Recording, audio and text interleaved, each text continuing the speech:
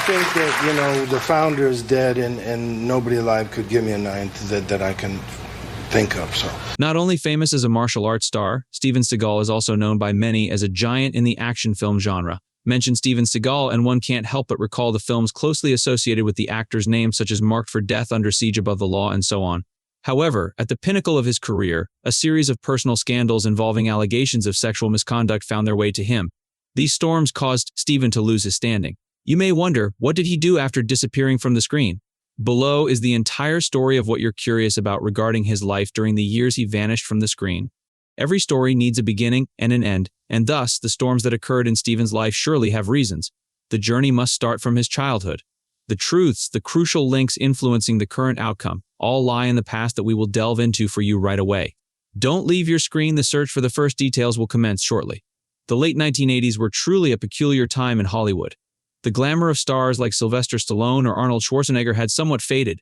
Audiences were also less interested in the muscular image of actors, demanding more technically proficient, dramatic, yet artistically rich fight sequences. Because of viewers' evolving tastes, American film studios embarked on a quest to find the next action movie stars. They didn't limit their search to just the United States but reached out to other countries as well, leading to successes in Hollywood for stars like Jackie Chan and Jean-Claude Van Damme. Steven Seagal was one such case. However, the career of this American actor was much more peculiar than his contemporaries. It's hard to believe that an actor could slip from the top to the depths and then climb back up multiple times like Steven Seagal did. Secrets and luck. Actually, there isn't much information available about the early life of Steven Seagal. It's a secret of his. Very rarely, one can only gather a few scant details about Steven Seagal. It's known that he was born into a typical middle-class family. Then, Seagal was captivated by Eastern martial arts from a young age. Thus, at just 19 years old, Steven Seagal moved to Japan. He studied Aikido and later married a Japanese woman, simultaneously managing his wife's family martial arts school. Seagal was the first foreigner to teach Aikido in Japan. However, ultimately, Steven Seagal wasn't entirely satisfied with this path. Therefore, by 1983, he returned to the United States to establish a martial arts school in California. Thanks to serendipity, Steven Seagal became close friends with many powerful figures in Hollywood such as Warner Bros. CEO Terry Semel and creative artist agency talent manager Michael Ovitz. They immediately recognized the potential of an action movie star in Steven Seagal. After several years of actor training, Seagal made his debut in the film Above the Law. The film was a resounding success both commercially and critically. Seagal's subsequent works were equally impressive. Many film experts believed that in just a few years, Steven Seagal would become a top action star in Hollywood. But no one anticipated that it would also be the time when Steven Seagal's own words would harm him. Expose the lies. In an interview with the martial arts magazine Black Belt, the actor claimed to be a disciple of Grandmaster Ueshiba Morihei, the founder of Aikido. This claim was quickly debunked by readers, because in reality Grandmaster Ueshiba Morihei passed away in 1969 when Steven Seagal was only 17 years old. According to documents, Steven Seagal didn't even arrive in Japan until 1971. Actually, Seagal didn't need to lie. He was a student at the dojo of Master Koichi Tohei, and Master Koichi Tohei was a direct disciple of Grandmaster Ueshiba Morihei and the founder of Ki Aikido. Many people thought that with Koichi Tohei's reputation, the actor would already have plenty of prestige, so there was no need to inflate his status as a disciple of Grandmaster Ueshiba Morihei. Another glaring falsehood was Steven Seagal's self-proclamation as an expert in Japanese sword appraisal, trusted by many auction houses. This is a professional occupation in Japan, requiring government licenses and professional certifications from associations. Steven Seagal never had such credentials, so how could he claim to be a sword appraisal expert? Luckily, the actor only boasted to the press and not to auction houses. If he had done so, he could have been sued and fined by the Japanese government. On the other hand, Steven Seagal certainly profited from fabricating his connections with the CIA. Because he was the first foreigner to teach at a dojo in Japan, most of his students were American soldiers and diplomats stationed in Osaka. It turns out that many of them were American spies. This was the gateway that led Steven Seagal to the CIA. According to declassified intelligence documents, the martial artist worked as an interpreter and cultural advisor, helping CIA agents establish relationships in Japan. However, his relationship with the intelligence world was only that much, but he frequently exaggerated. In an interview with the LA Times, Seagal claimed to have participated in the rescue mission of the last royal family of Iran. Seagal described it as follows: the rebels were extremely ruthless. They publicly beheaded people in broad daylight. We had to disguise each member of the royal family to take them to the airport and fly them to Paris. One of the king's nephews refused to go, so we had to knock him unconscious and put him in the car. Halfway there, he woke up and demanded to go back. We had no choice but to kick him out of the car. That afternoon, he was shot dead. According to Seagal, he also participated in protecting other figures like former South African Archbishop Desmond Tutu and former Egyptian President Anwar Sadat. However, in reality, none of these events ever took place. These were all highly classified missions assigned only to official CIA and U.S. State Department personnel, not tasks for a movie star. Someone with no experience in military, police, or diplomatic fields like Seagal would certainly not be involved in such significant events as he claimed. From the start, it was evident that Seagal only boasted to enhance his own reputation. Action movie superstar? Steven Seagal is known as a star of action movies such as Marked for Death and The Under Siege, in addition to being a famous American martial artist from the 1980s until now. As one of the masters of Japanese martial arts, Steven Seagal often appears in films that combine spiritual elements with terrifying violence. He was the first Westerner to open a martial arts school in Japan. Even in his first film, Above the Law, Steven became a popular face in the action movie genre. Under Siege marks the pinnacle of Steven's career. The audience is always impressed with the image of a man with well-groomed hair, always wearing a traditional Chinese shirt. The way he faces danger is very composed throughout all his cinematic works. The audience sees only two aspects of Steven: dialogue and action. His face rarely shows anger or pain. Is he imbued with the serene spirit of Buddhism, or is it his acting style? That's still a question for this little fan. The general impression people have when watching Steven's movies is of a martial arts master with simple yet precise moves and convincing prowess. Admittedly, they are the essence of martial arts, not just cinematography. Just by disarming his opponent, Steven creates an effect that Hollywood has to imitate in future films. He made his mark in a reality TV series called Steven Seagal. Maricopa County Law Enforcement. Seagal has partnered with Maricopa County Sheriff Joe Arpaio for this program, which takes place in Arizona itself. Joe Arpaio and I have talked about me running for governor of Arizona. I will consider it, but right now I have a lot of other more important responsibilities to deal with, the actor said. According to sources from the Huffington Post, the martial arts expert was also recently part of the Arpaio police force, a police team made up of 3,000 civilians and completely unpaid. Since his first appearance on screen in 1988, with the movie Above the Law, Steven has made a big impact. What sets Steven Seagal apart from other action stars is that during the 90s, he built a great reputation through the films he produced. For example, Under Siege 1992 and Under Siege 2-1-995 were so popular that they earned $850 million, a record number for cinema in the 90s. The successive successes of subsequent films such as Executive Decision 1996, The Glimmerman 1996, Fire Down Below 1996, Fire Down Below 1997, The Patriot 1998 have been compared to the comedies of Thousands of Miles that quickly brought Steven to the pinnacle of action movie stardom. I hope one day I can be known as a famous writer and a truly talented actor, Steven clearly stated about the career path he chose. Action movies are always great, especially movies with attractive characters and a story that is interesting and useful to the community. He is the second actor to run for governor, after action movie actor Arnold Schwarzenegger, who became governor of California in 2003. When asked about the biggest threat to America today, Seagal said, "People keep thinking about Islamic terrorism, but I think the biggest problem is opening the borders. President Reagan once said that if you don't secure your borders, you won't have a country." Steven Seagal's true martial arts skills. For audiences, Steven Seagal is seen as a master of Japanese martial arts, with his most notable achievement being the black belt in Aikido. He often takes on leading roles in action thriller movies. Seagal is also known as the first Westerner to open a martial arts dojo in Japan. However, the real story of Steven Seagal is not as glamorous. According to experienced Aikido practitioners trained under the guidance of the world's most reputable masters, Steven's skill level is not extraordinary. Jordi Delage, a Frenchman, CEO of the Japanese martial arts uniform distribution company CO Ltd., a member of the World Aikido Federation, stated, "As a member of the World Aikido Federation, we awarded Seagal the black belt, but I truly believe this was a mistake. The sole reason Seagal was awarded the black belt was because he was famous at the time. Therefore, the belt was given to him not for his martial arts prowess but for his film career. Seagal has a large physique, which is his secret weapon. That's why Seagal was awarded such a high-ranking belt. His training partners are all smaller-sized Japanese martial artists, so it's not difficult for him to throw and toss them to earn the belt. Of course, he isn't entirely devoid of martial arts knowledge. His skill level might be around the 3rd or 4th dan. However, he doesn't stand a chance against masters of the 8th dan like Jiro Kimura, Christian Tissier, or Yasuno Masatoshi, along with many other martial artists. And certainly, with his current overweight physique, it's a disgrace to everything that martial arts represents. In addition to Jordi Delage's opinion, CM Onur, an Aikijitsu instructor with over 25 years of experience in swordsmanship and Aikido, added, "Sensei Kanai turned away Steven Seagal. Steven Seagal often visited the dojo, trying to chat with the sensei but always got sent away. Sensei Kanai didn't want to accept Steven Seagal as a student. In reality, Steven Seagal's Aikido skills aren't bad, but his eccentric personality has worsened over time, making it difficult for many to collaborate with him. Steven Seagal was the first Caucasian to open a dojo in Japan. However, the dojo was inherited through his marriage to the daughter of a grandmaster rather than established by him. Wooing the grandmaster's daughter was also easy, as he was the strongest and most robust man in the neighborhood. It's evident that while Steven Seagal is a skilled martial artist, his stories have been somewhat embellished and his achievements are partly due to his opponents being of smaller stature. Wrong decision.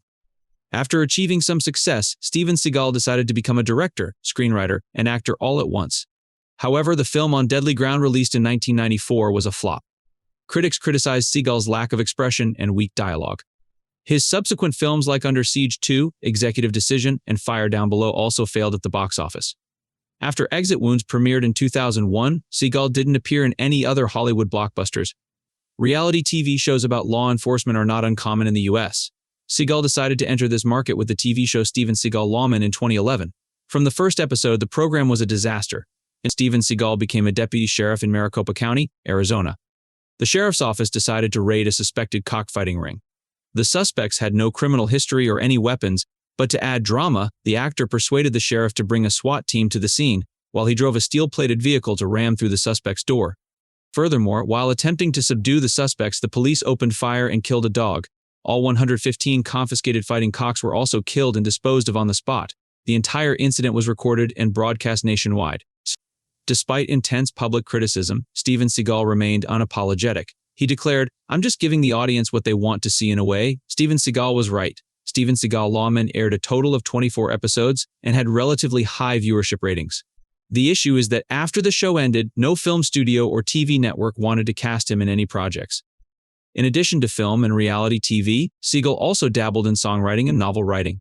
He released his debut album Songs from the Crystal Cave in 2005 and his debut novel The Way of the Shadow Wolves in 2017. Critics' general consensus on both works was messy, lacking in cohesive ideas, poorly written, and the author's ego overshadowed the message he intended to convey. Not only did they fail financially, but they also became a source of ridicule for the audience. No one in the US sees Steven Seagal as a serious actor anymore. Make an impression on fans with his versatility. Born in 1952 in Michigan, USA, as the son of a math teacher, it seems Steven Seagal is more inclined to love martial arts than complicated numbers like his father. At the age of 17, Steven began his journey to study religion, and Japan was the first place Steven headed to. Steven is a truly special person. He is passionate about martial arts but spends a lot of time on religion and music. At one time, because he loved Rasta music so much, he sought out a master's degree, religion in Jamaica. In his house, there is a large, impressive collection of guitars and swords. To have funds to cover his passion for martial arts, Steven became an English teacher in Japan, and from here he earned himself black belts in karate, aikido, judo, and kendo. After 15 years of practice and attachment to Asia, Steven has been greatly influenced by Eastern culture. He became a follower of Buddhism, is a vegetarian, and recites Buddha's name every day. When he returned to the United States, Steven immediately began opening a martial arts school with the desire to spread more martial spirit, as well as expand the influence of Eastern culture in America. Steven's path to cinema also started at this school. One of Steven's students was tycoon Michelle Ovitz, who introduced Steven to the Warner Bros. Studio. Not only does he know how to act, fight, and aikido, or is talented in being a director and film producer, but Steven also makes people admire him for his positivity in environmental protection and animal rights work. Besides, Steven is also a musician and a stylish guitar player, and he has also used that ability to create background music for his films, such as in Fire Down Below and Ticker. In 2005, Steven released his debut album, Songs from the Crystal Cave, a mix of pop, world, and blues, featuring a duo with Tony Rebel, L.T. Steechy, Lady Saw Stevie Wonder. Steven's second album, Mojo Priest, was released in April 2006, and during that summer, Steven and his band, Thunderbox, toured around the United States until early 2007. Sex scandal. In 2010, action actor Steven Seagal faced allegations of sexual harassment by Caden Nguyen. The former Vietnamese model filed a lawsuit in a Los Angeles court seeking $1 million in compensation for sexual harassment, assault, and even being treated as a sex toy during her time as Seagal's assistant. Moreover, Jim Carrey's ex-girlfriend also admitted she was a victim. Jenny McCarthy, who had been dating the actor for 5 years before their breakup, had also endured Seagal's harassment. Since the Los Angeles court received Caden Nguyen's complaint, Seagal's record has been further tarnished. Caden was hired as a producer for Steven Seagal's reality TV show, Steven Seagal Lawman. She accused Seagal of sexual harassment, along with demanding $1 million in compensation. Caden was fortunate to escape, but she asserted that there were 2 Russian women who were Seagal's sex slaves. The actor also always carried weapons on him. Through many action films, Steven Seagal had built an image of a hero who always defended justice. This incident could have been a major blow to Seagal's glamorous facade. In response to Caden's lawsuit, public opinion revisited Jenny McCarthy's allegations, a former Playboy model and Carrie's ex-girlfriend. In a 1998 interview, Jenny confessed to being asked to strip in front of Seagal during the casting for the movie Under Siege 2. Previously, in 1998, 9 stars had accused Seagal of making indecent proposals. In 2001, Patricia Nichols sued Steven Seagal in court for similar reasons. But Seagal's lawyer, Marty Singer, commented on the latest lawsuit. This lawsuit is absurd and laughable accusations from a disgruntled employee who was fired. Sooner or later, this lawsuit will be dismissed. Meanwhile, many hope that the court investigation could shed light on Steven Seagal's character. The story doesn't end there. As the Me Too campaign gained strong momentum and famous names involved in sexual scandals were exposed, Steven was also one of those targeted by public scrutiny when the controversy erupted. In 2018, 2 women claimed Steven Seagal sexually assaulted them when they were 17 and 18 years old. Both had struggled for years to decide whether to disclose or conceal the incidents, but felt more confident as the Me Too movement gained traction. In this, actress Regina Simons accused Steven Seagal of raping her in 1993.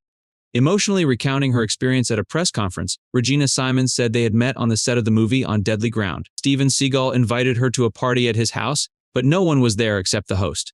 Seagal told her everyone had left and led her to the bedroom to play games. I was extremely shocked, caught off guard. Steven Seagal's body size was twice mine, and so was his age. I had never engaged in sexual activity or been naked in front of men before. I was frozen, Regina Simons tearfully recounted. Fabiola Dades is the second woman to accuse this action movie star. The incident occurred when she was 17 years old and auditing a film about the Great Wall of China directed by Steven Seagal. At that time, she was a model and singer, also invited for a separate audition but was sexually harassed. Both of these accusers expressed feeling traumatized and discouraged and struggled with eating and sleeping after the incidents. They filed formal complaints with the police for an official investigation against Steven Seagal. In an interview, reporter Lisa Guerrero from Inside Edition recalled an incident on the set where the action movie star requested her to enter his dressing room, but she refused. Her role ultimately got cut from Steven Seagal's movie. Actress Juliana Margulies, who starred in the TV series The Good Wife, recounted a meeting with Seagal in an interview. Margulies recalled being persuaded to meet the actor late at night. When Margulies arrived at Seagal's hotel room, he was holding a gun. The actress said she refused to enter. After rape allegations were posted on the Wrap, Steven Seagal told radio host Alex Jones on InfoWars that many women had lied and been paid to lie about me without any evidence or witnesses. Despite facing a series of scandals, the male actor remained remarkably calm. While he shared with the media about the sexual allegations involving him, "This is not just about me. Hundreds of people in Hollywood have been assaulted, and hundreds, in my opinion, have been falsely accused. I think 60% of those accused are innocent, including myself. Most of the accusers provide no evidence or witnesses. They just tell a story and then suddenly ruin someone's life." Steven Seagal has been involved in numerous sexual misconduct scandals. Actress Kelly LeBrock, considered a sex symbol in the 1980s, has been divorced from Steven Seagal since 1996, promising to reveal the true face of Steven Seagal in an upcoming autobiography. There are many shocking things to say about Steven Seagal that I will reveal in my book. However, she added, I will refrain from saying anything in detail right now because of my 3 children. New journey. Director of Doors to Hollywood Bob Van Ronkel is a close friend of Steven Seagal. He's also acquainted with Russian President Vladimir Putin. Knowing that Putin studied Aikido and enjoys martial arts films, Bob Van Ronkel sought to connect the president with the action star. As a result, the two became friends, and Seagal appeared alongside Putin at various high-profile events. For the Russian government, having famous American figures like Seagal is a significant win, especially amid sanctions from the US and Europe. On his end, Steven Seagal leverages his fame in Russia. After becoming a Russian citizen in 2016, he engaged in numerous projects, such as organizing the Zhara Fight Show martial arts competition, serving as a spokesperson for the weapons company Ursus, and receiving the title of Goodwill Ambassador for U.S.-Russia relations from the Russian Ministry of Foreign Affairs, among others. Seagal also formed close relationships with leaders like Chechen President Ramzan Kadyrov, Belarusian President Alexander Lukashenko, and Azerbaijani President Ilham Aliyev. Nowadays, it's not uncommon to see Seagal at parties, diplomatic events, etc. They particularly appreciate Seagal as a face for domestic martial arts and fitness movements. Steven Seagal continues to make films, mostly B-movies or foreign productions like the Chinese film China Salesman. Many critics understand that Seagal, being older, may not want to perform action scenes anymore, but they still criticize his acting ability. Furthermore, in many films he only appears briefly, yet his name and face dominate the posters. This is a tactic used by foreign directors to attract Hollywood actors without paying high fees for the entire film. However, that's not Seagal's only shortcoming. The popular film The Expendables in 2010, directed by Sylvester Stallone, demonstrated that there's still a large audience for 80s-style action heroes. Yet noticeably absent from the long list of aged yet capable action stars in the film was Seagal. Altogether, Seagal has produced over 30 films in less than 20 years. Just in 2016 alone, he starred in 7 films that either had minimal theatrical releases or never appeared in theaters. It seems Seagal is no longer the perfect weapon. The ratings for these films also didn't help. 2 of Seagal's films, The Foreigner and Contract to Kill, received 0% on Rotten Tomatoes. This means not a single critic enjoyed both films. The AV Club specifically criticized Contract to Kill, stating that Seagal, I quote, brings the kind of performance typically associated with stars who died during filming.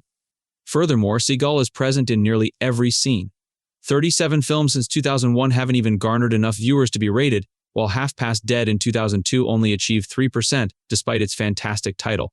However, Seagal is still moving forward in his career by reaching back to the past, working on Under Siege 3, completing his famous trilogy. Also in development, Above the Rule 2, the sequel to Seagal's 1988 film debut. Beginning in the late 80s, Seagal took a side job as a police consultant in Jefferson Parish, Louisiana, alongside popular police chief Harry Lee. Lee required the action star to train in martial arts and marksmanship and eventually recruited Seagal as a reserve deputy. In 2009, Seagal's side gig became the basis for a reality show on E! Called Steven Seagal Lawman, a bizarre police controversy that often involves Steven Seagal hanging out with a cop. The vehicle observes the actual officers from a safe distance. Seagal brought his police role to television screens with the 2011 action series True Justice, which he both created and starred in as Elijah Kane, the leader of an elite covert special forces unit in Seattle. However, this endeavor didn't quite pan out. The series comprised a total of 26 episodes, but he missed out on its return. Seagal is believed to be a good friend of martial arts film star Jackie Chan, so when Rush Hour 3 was in production in 2007, rumors circulated that Seagal would play the antagonist. However, he didn't take on the role, and it went to Japanese actor Hiroyuki Sanada. Sylvester Stallone reportedly offered Seagal a role in a film, but he declined. The reason? Seagal was said to dislike one of the film's producers, A.V. Lerner, with whom he had collaborated on several direct-to-video movies. Seagal's interests go beyond just enforcing justice on the silver screen. There's a softer side to Seagal that most people never get to see. For instance, he owns a ranch in California where he dedicates 200 acres to planting Cabernet grapes and selling them to wineries. In 2007, he sold his 995-acre lavender farm in Northern California, where he grew and processed the plant for Diamond Lotus Essentials, a line of therapeutic oils. In 2005, a new energy drink by Steven Seagal was launched. It's called Lightning Bolt. It's 100% natural and has a great taste. Steven Seagal's Lightning Bolt is a canned energy drink proudly marketed as the first of its kind to contain Tibetan goji berry and Asian ginseng. Flavors include cherry charge, root beer rush, and here's the 100% real flavor, the Asian experience.